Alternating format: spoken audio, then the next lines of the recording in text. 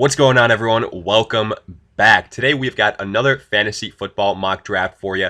This time it is a standard mock. We're doing this through ESPN, 12 teams, and we have got the 10th pick overall. And before we get into it, a quick reminder for all of you interested, check out the description on all the information on how to get yourself a copy of the 2020 ADP Fantasy Football Draft Guide. It's got everything you could possibly want at a great price. Top 150 overall player rankings in standard and PPR formats, individual player tiers, projections, bios, breakout bust candidates, along with general fantasy advice. All the details in the description. And as always, if you guys enjoy, hit that like button, subscribe. But let's get into this draft right now since it has kicked off. And as you would expect, even in standard formats, Christian McCaffrey still the number one pick. Now, however, a couple things that stand out here. Michael Thomas ranked per ESPN as the number 2 overall player. I think it's pretty clear to see that their standard and PPR formats, ranking-wise, haven't been quite updated. Then you see Ezekiel Elliott as the number 2 overall pick. Usually, that spot belongs to Saquon Barkley. But again, since this is standard formats, Ezekiel Elliott, you could make the argument, could belong in that number 2 spot. Definitely the separation wouldn't be as high as expected. And I think in standard formats is really where the argument for a Saquon Barkley over a Christian McCaffrey becomes a lot more valid. That high rushing ceiling is more so a factor for both Zeke and Barkley, I would say, than Christian McCaffrey. So I like the way that this draft has turned out for a standard format. I think it's very realistic.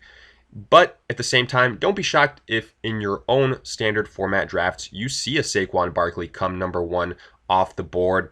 Definitely expect a Michael Thomas to not be a surefire top 5 pick as you would see in PPR formats.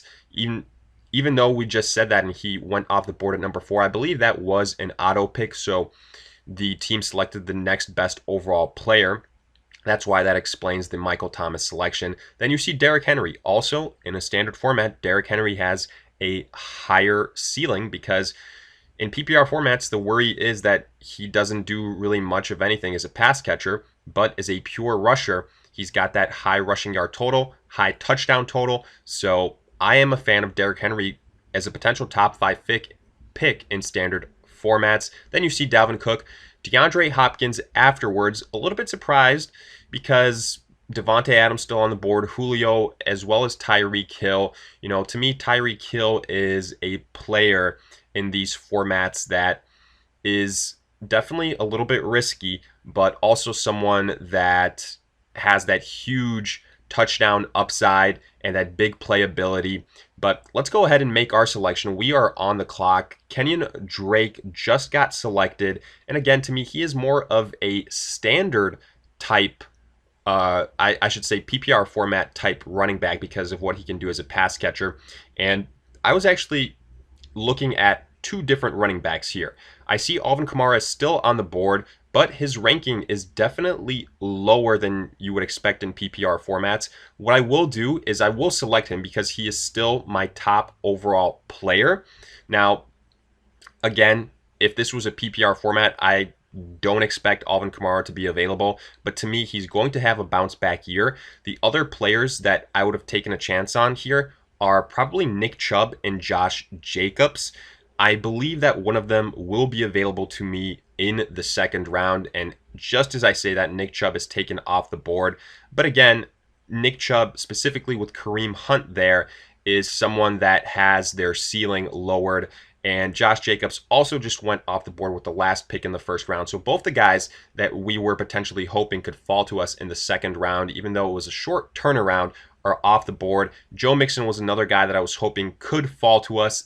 Isn't the case, but I can tell you right now, I'm okay with it because we have got our choice of Julio Jones and Tyreek Hill.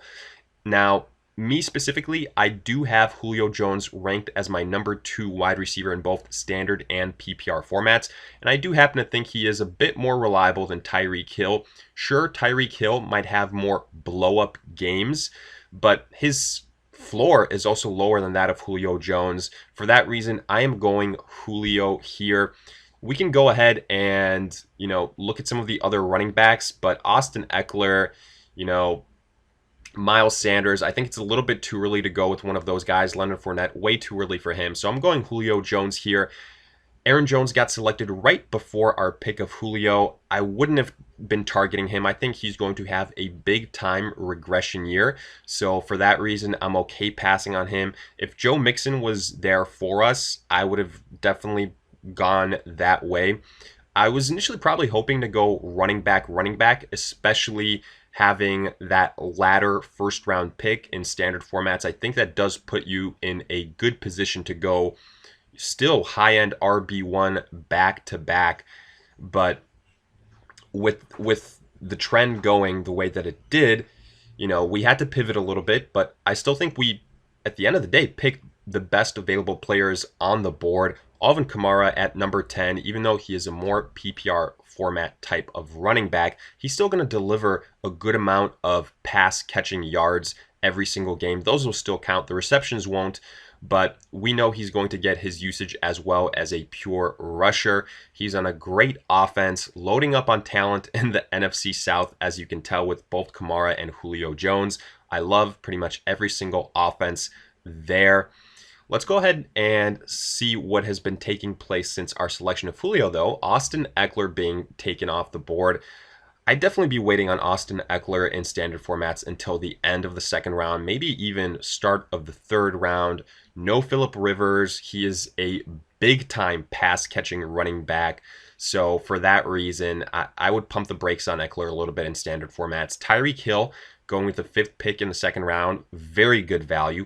He was the other wide receiver that we were considering. Chris Godwin, pretty much right afterwards. I think they're very comparable in terms of potential production. Both have wide receiver 1 potential.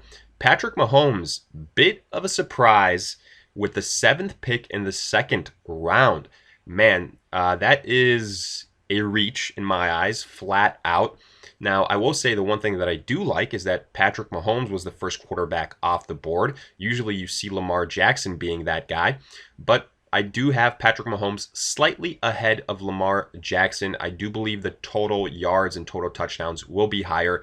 And now you see this thing speed up a little bit. Let's look at these other picks. Miles Sanders towards the end of the second round. Mike Evans with the 9th pick in the second round. Very good value pick there. Travis Kelce towards the end of the second round. I think that's right around where you're going to see Kelce. That's kind of been the trend the last couple of years. The top-notch tight end has been going at the end of the second round, early third. Then you see Kenny Golladay.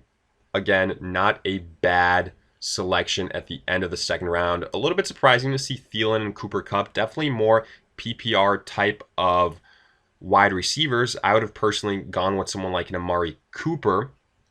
And then you see Chris Carson, Leonard Fournette, DJ Moore, and finally we see Lamar Jackson off the board. Somewhat surprisingly to see Jackson almost a whole round later than Patrick Mahomes. Usually it's actually the other way around.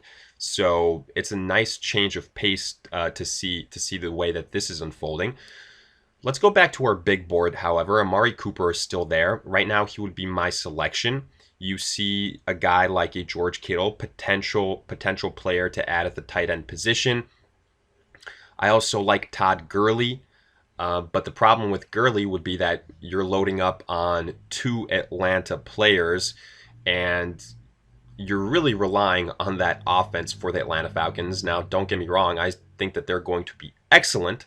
So maybe not that big of a risk. You see George Kittle just went off the board. He was going to be someone that I considered. Let's see if there's been any other picks made. So it went after Lamar Jackson, Clyde Edwards-Helaire, David Johnson, George Kittle, Melvin Gordon. And honestly, I'm shocked to see Amari Cooper still on the board with the 3rd round pick that we have here towards the end of the 3rd round. I think this is a great steal. And right off the get-go, I love my wide receiver group. And I'll tell you right now, if he comes back down to us, Todd Gurley will be our next selection. I understand that we'd be doubling up on Atlanta Falcons players, but He is just the best available running back by far in my eyes right now. But as soon as we say that, he gets selected. It's all right. I still believe we got great value on Amari Cooper. So I'm perfectly fine pivoting. You see a Le'Veon Bell, a Devin Singletary, a James Conner. Personally, I have James Conner ranked the highest out of any one of these remaining running backs. We could go ahead and try to take a chance on him falling to us, but he was just selected with the first pick in the 4th round. So we're going to have to go ahead and pivot yet again. Let's go ahead and see what our top overall players are, and we might just go wide receiver here again. Now, personally, man, Calvin Ridley was another player I was thinking of. Juju Smith-Schuster is still on the board. Courtland Sutton is still on the board. And that begs the question, how do you feel about the quarterbacks that are throwing them the football out of these top 3 wide receivers? You can go ahead and include Robert Woods in there as well. To me, I have the most faith in Big Ben Roethlisberger. So for that reason, Juju Smith is my pick here. Courtland Sutton would probably be my second choice, followed by Robert Woods and then Allen Robinson. Robinson definitely more of a PPR type of wide receiver. So we're going to go Juju here. Le'Veon Bell, I have zero faith in that Jets offense. And in general, it's one that I'm going to try to avoid. And Bell, on top of that, more of a PPR type pass catching running back. So for that reason, we went ahead, again, went best player available, Juju Smith-Schuster. So right from the get-go, our wide receivers are set. Julio Jones, Amari Cooper, Juju Smith-Schuster.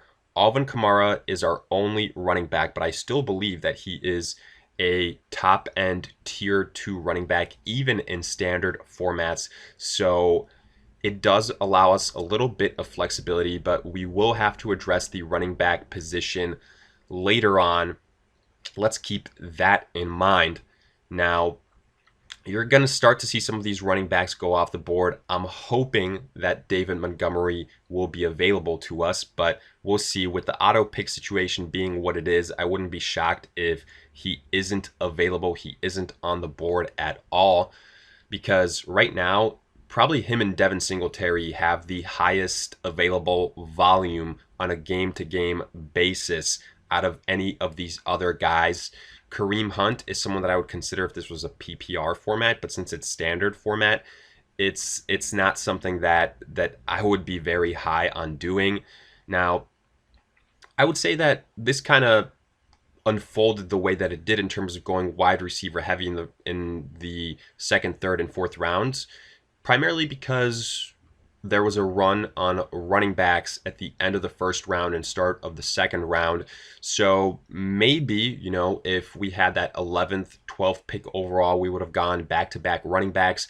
Maybe this is a nice little example that if you want to get back-to-back running backs that still have very high ceilings in standard formats, you want to be towards really one of the last 2 picks in your snake format standard draft, because as you remember, we saw Joe Mixon go, we saw Nick Chubb and Josh Jacobs both go off the board as well, pretty much one after the other.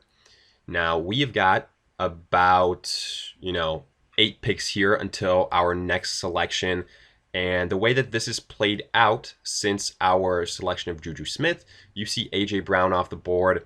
He's definitely a guy that's more standard based. So seeing him go here in the 4th round, don't really have a problem with that. I do still believe that he will probably see a bit of a regression in the touchdown department. You see Le'Veon Bell, Raheem Mostert, Mark Ingram. Ingram is a guy that I'm personally not touching this year. I've said it before, the addition of J.K. Dobbins really spells the end for Mark Ingram. Lamar Jackson is going to take away a lot of those rushing opportunities as well. Ingram wasn't really used as an every down back last year, and he had so much touchdown success. Regression is written all over him. Then you see Allen Robinson, Zach Ertz, Courtland Sutton towards the end of the 4th round, good value. Tyler Lockett as well. Julian Edelman, one of these PPR type of wide receivers that has taken a big hit this year because of the departure of Tom Brady, and because it is a standard format. Again, last pick in the 4th round. Honestly, I thought he could go even lower. You see Mark Andrews off the board here as well. He's one of these guys that, again, in standard formats benefits a little bit because not necessarily will he have that high number of catches at the end of the year, but he's got that high touchdown upside. Then we see Robert Woods, really good value pick here at the start of the 5th round. Keenan Allen, Devin Singletary, and man, we see our hearts being broken because both Singletary and David Montgomery selected with a couple of picks to go until our turn. So we're really going to have to get creative here. Out of these running backs that are left, I think the guys that have the highest ceiling would probably be a Ronald Jones and a Marlon Mack. Yeah, Sony Michel is someone that we could consider, but since right now we don't really know what that Patriots offense will look like, I'd rather go with Ronald Jones and Marlon Mack, both on offenses that I have much more faith in than that of the New England Patriots. Also, we could potentially go tight end here, and a guy like a Darren Waller, I think he's going to get a lot of targets, and he will still remain one of the favorite guys in that offense for Carr. So that might actually be our selection here. And by doing so, we shore up our tight end spot. Doesn't have as many question marks, maybe as someone like an Evan Ingram. And for that reason, I think that getting him here, not all that bad. I still have him as a top 5 tight end this year. So we're going to go with Waller here. And then we're going to get one of those running backs that I mentioned, whether it's Marlon Mack, whether it's Ronald Jones. And I think for the sake of the exercise here, if we go with one of the Tampa Bay running backs, we should be able to just write in Tampa Bay running back because we don't know whether that's going to be Ronald Jones, Keyshawn Vaughn. Now, granted, whoever does emerge as the starter in that backfield will see their draft, stock go up and probably could see their ADP rise by a round or so. Now, I will say Devontae Parker here is pretty tempting, but we absolutely have to address the running back spot. And I'm going to go with Marlon Mack here. I think a lot of people are assuming that Jonathan Taylor is just going to inherit that role. But the Colts have said numerous times that there's going to be a 1-2 punch type of situation. I still believe Marlon Mack will have his opportunities. We can go ahead and add another running back for insurance. And honestly, we're going to have to do that in order to make up for the drop-off in talent between Alvin Kamara and whoever comes next. I'm not all that worried because our wide receivers right now are excellent. This could come down to how well Juju Smith performs, whether this roster at the end of this draft gets a low-end B or a high-end B type of grade. A running back situation could be better, but like I said, I love what we have here for our pass catchers from wide receiver to flex to tight end. I have zero issues there. We can start looking at some other names here. I can go ahead and queue up Ronald Jones, queue up a Sony Michel. I was talking about taking Sony Michel, with our former pick, but waiting an entire round later and he's still there, it's definitely an easier pill to swallow. Let's go ahead and look at all the positions. Kyler Murray just went off the board. He was someone that I was potentially going to go ahead and target if he was available. Devontae Parker, unfortunately, goes right after our selection of Marlon Mack, but it makes sense. Then you see Cam Akers, the rookie for the LA Rams. A backfield that I'm personally staying away from. I think that is going to be a mess. The Rams offensive line, still a lot of question marks. They've said they're probably going to use all 3 running backs that they have, so I'm staying away from that backfield. We see Deshaun Watson in the 6th round. Talk about how much difference a year makes, and the loss of DeAndre Hopkins is the big reason why. Marvin Jones, AJ Green, DeAndre Swift, Kareem Hunt. Then a little bit of a run on quarterbacks with Kyler Murray, Tom Brady, And a shocking selection of the Bills defense in the 7th round. That is definitely an auto pick there. You see Evan Ingram, a guy that we mentioned when talking Darren Waller, Dak Prescott, Russell Wilson, and it's a good reminder to go ahead and check out our remaining quarterbacks. Right now, there's Matt Ryan, there is Josh Allen, Carson Wentz, Drew Brees. Personally, my top rated quarterbacks still available are Ryan and Drew Brees. If either one of those guys is available, that will be our selection. Now, we'll see what the case is. I personally have Matt Ryan ranked a little bit higher than Drew Brees, and pairing him up with our selection of Julio Jones is a nice one. So I'm just going to go ahead and select Matt Ryan here. I anticipate that there might be, with these auto picks, you never know, some type of craziness and a run on quarterbacks here. So let's now go ahead and go back to our big board. Ronald Jones is still there. Sony Michel is still there. I think Ronald Jones has a higher ceiling, like I mentioned before, just because of the offense that he finds himself on. So if he's still available to us in the 8th round with the 87th pick overall, that will be our selection. Jones definitely does have big time breakout potential this year, but that pretty much solely depends on if the Bucs fully commit to him. Now, unfortunately, we see both Sony Michel and Ronald Jones being selected. So that means we're going to have to pivot yet again on the running back situation. And man, it's tough sledding. Jordan Howard's probably our best bet at this point.